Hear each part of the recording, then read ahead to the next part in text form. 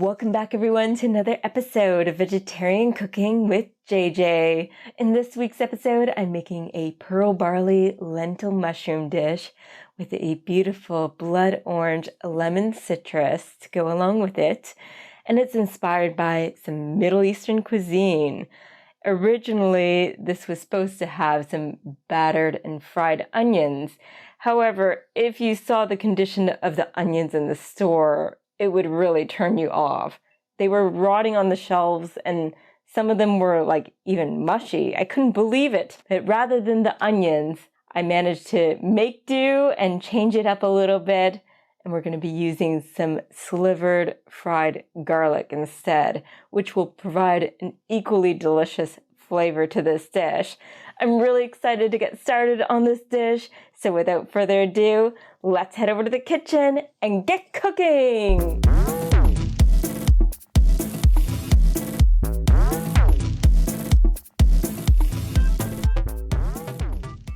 First of all, I've added 4 cups of veggie stock into this pot here. I've hydrated 1.5 packages of dried porcini mushrooms with some boiling water. Now I'm going to strain them through this cheesecloth over a measuring cup.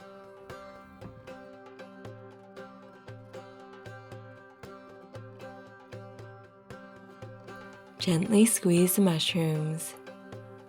And here are our mushrooms. And we're adding 1/2 cup of our porcini liquid to the stock, saving the other half for later on for this dish. I'm adding a 3/4 cup of pearl barley. It did expand with the washing, by the way. Bring this to a boil, then reduce the heat. Cook this for 35 minutes, then we'll add our brown lentils. Wheat and barley are both a part of the grass family, so you may wonder, how do you tell these two crops apart? Well, wheat crops stay steady in the wind, whereas the barley crops, they sway in the wind. And for those of you who are Van Gogh fans, you may know the painting Wheat Field with Cypresses. You will notice in that painting the crops appear to be swaying. Therefore, from a farmer's perspective, they cannot be wheat crops, but rather barley crops. Barley has more fiber and beta-gluten, which lowers cholesterol in comparison to wheat. Wheat tends to lose more of its nutrients in processing than barley does. Like wheat, barley has a good source of protein, B vitamins, and beneficial phytochemicals. I have a blood orange here, and I'm going to peel some strips of the rind.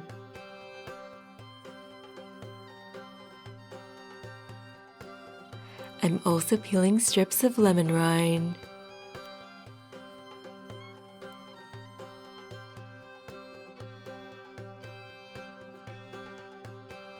I'm going to get the juice out of this blood orange.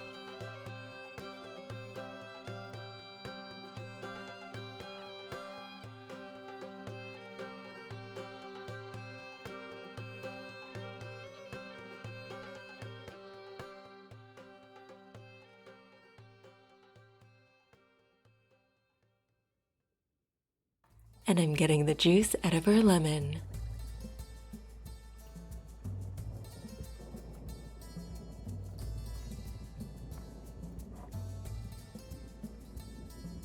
I have 3 large portobellos. I'm destemming them and slicing them up.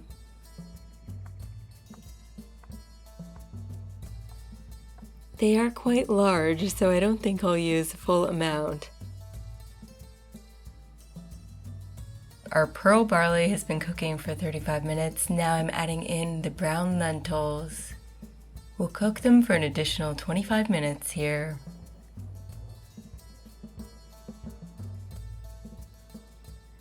I'm now getting our spices set up, so I'm adding 1.5 teaspoons of ground cumin, 1 teaspoon of ground allspice, 1 teaspoon of ground cinnamon. When the pearl barley and lentils are done, they should have absorbed most of the liquid. You're welcome to test them. Now I'm just frying up our portobello mushroom slices.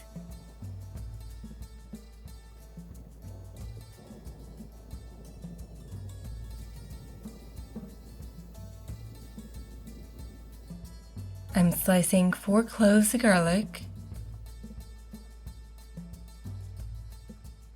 be sure to flip those portobellos.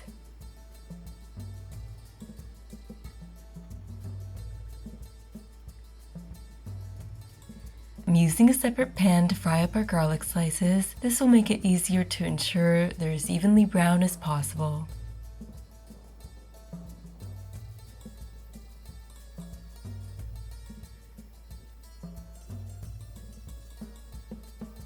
We're adding our blood orange and lemon rind with our portobello mushrooms on our pan here. Feel free to use the amount that is suitable to you.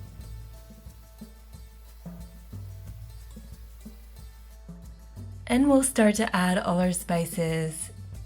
Our ground cumin, our cinnamon and allspice. And we're going to add our raw sugar, at least a teaspoon's worth. Up to 3 teaspoons should be good enough. Now I'm adding our sliced fried garlic into the mix.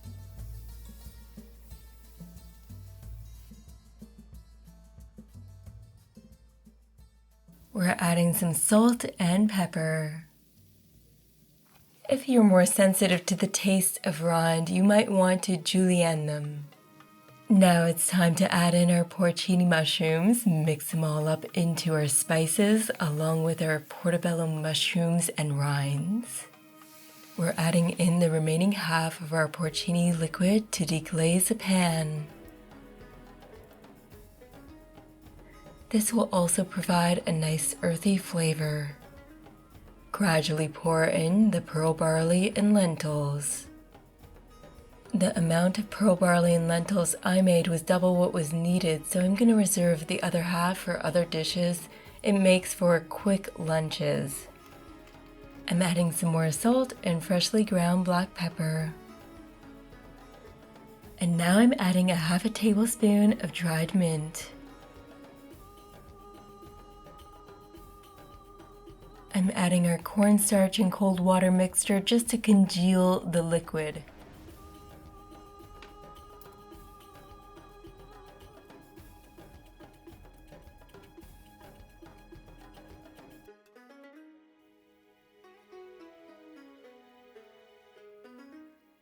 In the Jewish world, Esau sold his birthright to his brother Jacob for a type of lentil dish similar to the one I'm making. Of course, the exact dish is debated. However, Esau was more of a meatitarian, whereas Jacob was more of a vegetarian. Esau was quite the hunter and pretty much a brute. However, this type of dish is sometimes referred to some as Esau's favorite. In the Eastern Arab world, there is a saying that a man will sell his soul for a dish of mujadra. Can you believe it? This type of dish has many different names throughout that part of the world. Some of them have a similar sounding name. And also, in the different countries in that part of the world, there are the different variations as well. Well, some maintain their structures, others are more mushy, and it is often popular to top them with the caramelized onions. You just give them a little bit of a breading coating and then fry them up and top the dish. The herb hyssop was very popular during biblical times and was most likely used in this style of dish. However, I wasn't able to find any of that around here. Not that I was looking. I had a hard time finding barley as it was. I have some fresh dill and flat leaf parsley I'm chopping up.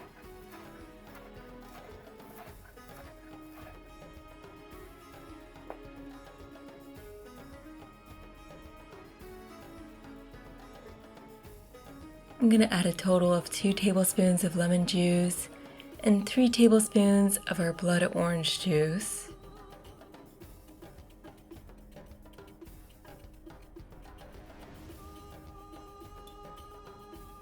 Whatever's left over, I'm just going to pour into the remaining pearl barley and lentil mixture.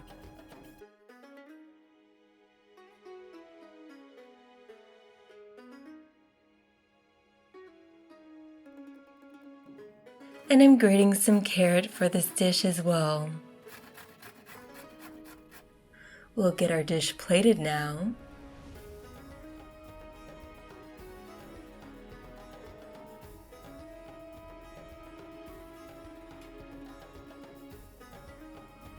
Sprinkling on our shredded carrots and our fresh herbs. I'm adding a couple of dollops of our plain unsweetened vegan yogurt.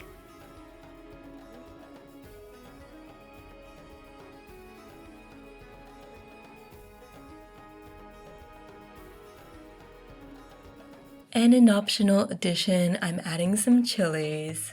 I'm using the shaker side with the finer holes.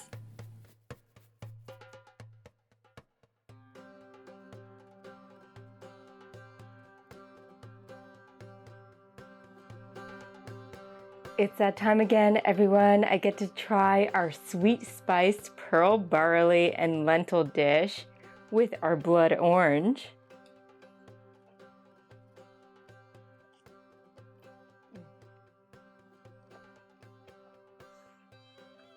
Got a beautiful combination of flavors with our blood orange, our lemon, our mushrooms. The herbs certainly add a nice touch.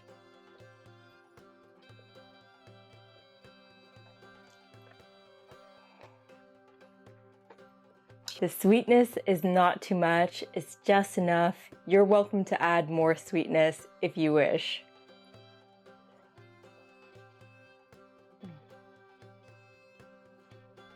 I'm truly satisfied with the way this dish turned out. Feel free to drop me a line down below if you do try this dish out for yourself or put your own spin on it. I'm always interested to hear from you. So there you have it, everyone, another delicious recipe to add to your recipe booklets. If you've liked this video in any way, shape, or form, hit that thumbs up button, subscribe to my channel, hit that little bell notification icon so you don't miss a single video. There's gonna be a new video popping up every Monday at 8 a.m. Eastern, so you don't wanna miss it. This is JJ signing off, keeping things interesting in my kitchen and in yours. Bon appetit.